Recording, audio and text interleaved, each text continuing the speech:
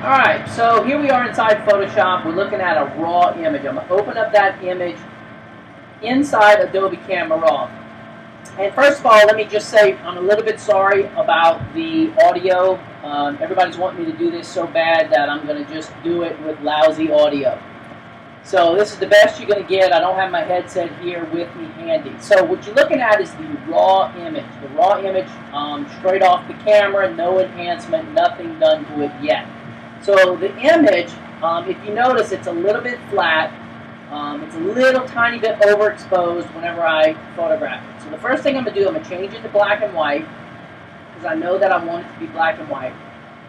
Using Adobe 6 here, so the images, the things that you see here in the raw converter are 6.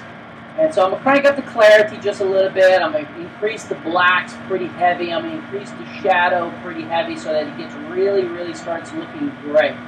Increase the white. I don't want to go too far with that, but I do want it to get very overexposed.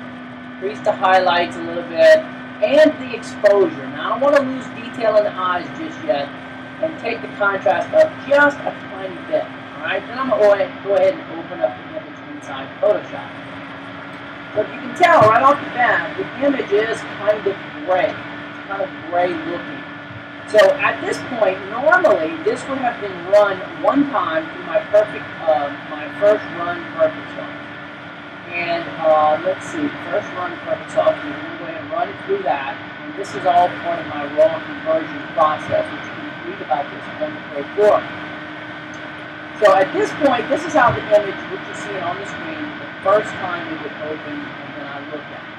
Now normally what I do is I go through it, I do my normal bit of enhancement, like for example, I'm going to darken in this pupil area by just painting in black. I'm going to use my dodge tool, paint in a little bit of a catch light, make a little bit of a swoosh on the opposite side of that catch light. Hold down the Alt key, darken in that shadow just a little bit. I may even in this case reduce the exposure just a little bit down to the 20s. Hold down the Alt key.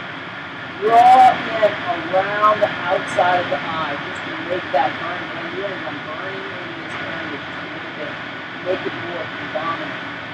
I'm going to use my filling tool. I've got any of those zips or bumps, lines underneath the eyes, things of this sort. Little bag, issues, and things of this sort. This is my normal enhancement that you guys probably have seen me do either in person or in the Pro4uM in various videos. Anything that bugs me, little gray hairs and things of this sort. I guess the most important thing that you need to know at this very moment in time is the fact that the image is still very undetailed, very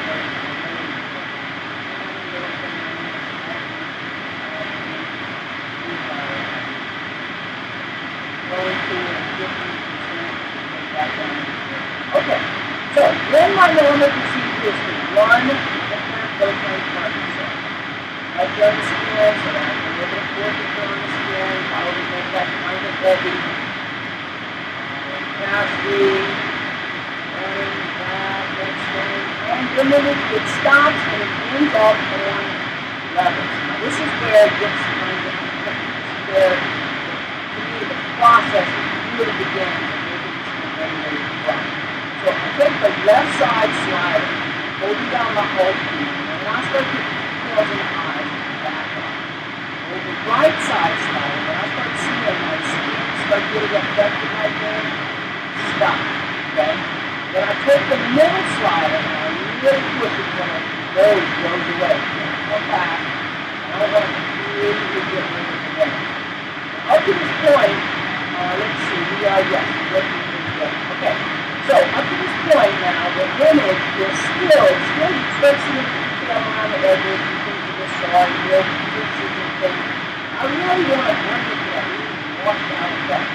I'll use my dodge tool, mid-tones, probably in the 30s, 30-ish, and I start looking for areas. For example, see that little highlight right here that I'm working on here, above my hair, like my shadows inside my hair. See this out of the edge and I click on it. All these little areas take that down. This piece of hair, take that down. And again, this works best on headed people, but you can make it work on dark headed people. You can kind of take that. You might, instead of using mid-tone, use shadow. Really light up those areas. So taking all these little areas, dark areas, and outside of the image, really lightening them up. Just like that. Now I've lightened all of these little areas up. Then I open up curves, and I do a little round seam.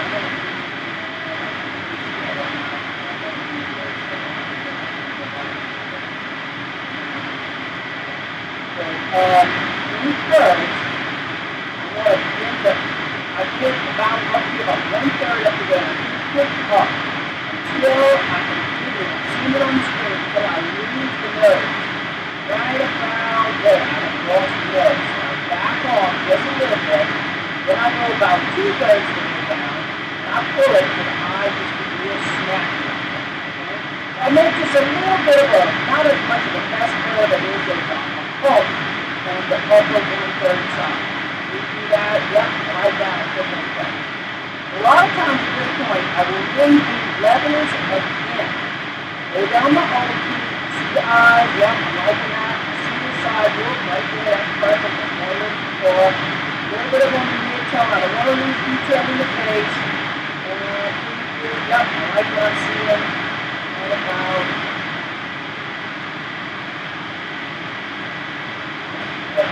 Okay, and there you go. That's basically the procedure for making those images, those really washed out, super high, black and white.